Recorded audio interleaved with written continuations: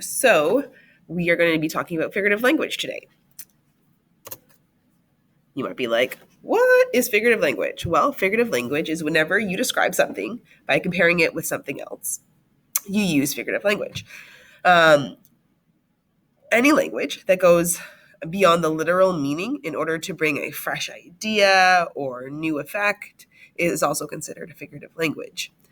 Today, we're going to be talking about some of the most common ones. So the first one we're going to talk about is allegory.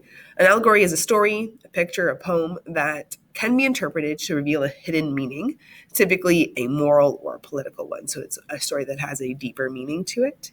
Some famous examples, Aesop's fables. They are those stories that have like the fox and the mouse, and they learn a lesson at the end. They are allegorical because they're intended to teach you a lesson. Plato's Cave is another famous one. And then the story we're going to be reading this summer, Animal Farm, also has some allegorical meaning. It has a political purpose behind it. Allusions are an expression meant to call something to mind without mentioning it explicitly. It's usually an indirect or passing reference. Allusions are made to usually famous situations or events or things to help make that comparison. Some examples here: don't act like a Romeo. Romeo being from Romeo and Juliet, a famous Shakespearean play. Shakespeare is often alluded to. You're opening Pandora's box. This is a Greek myth, Greek mythology, often used in allusions. But Pandora's box, when it was opened, all the evil entered the world, essentially. And then this place is a Garden of Eden. Garden of Eden is a biblical story. So again, the Bible's another famous thing that often gets alluded to. But Garden of Eden was a place of perfection before sin entered the world. Alliteration is our third example. It's when you repeat a consonant. So consonants are not your vowels at the beginning of a word. Alliteration is often used to bring a melody, in poetry specifically, sometimes to establish a mood, to call attention to important words, to really drive a point home. There's lots of reasons why an author might use alliteration.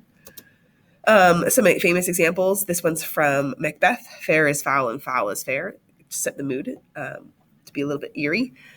So we beat on, boats against the current, borne back ceaselessly into the past. This is from The Great Gatsby, near the end of the novel, driving home the theme that you are repeating your past and moving on. Foreshadowing is when a writer gives advance hints as what is to come next in a story.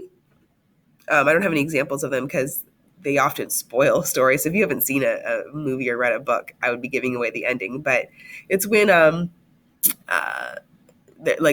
author or a director will leave a little hint, and you get this feeling like, oh, I know how the story is going to end. That would be foreshadowing. Usually when you go back, rewatch a movie, reread a book, you're like, oh, I see all these hints that the author was leaving. Hyperbole is an exaggerated statement used to heighten effect. It is not used to mislead the reader. There needs to be a point that you're trying to make when you're using it. It's not meant to just throw people off. Some examples are his bag weighs a ton. His bag probably doesn't weigh that much. She wouldn't be able to lift it. She ran faster than the wind. I don't know if that's physically possible. My dad will kill me when he finds out. He uses this one a lot. We're exaggerating to make a point here in all of these cases that something's really heavy, she's really fast. Your dad's going to be really upset, but they're not literal.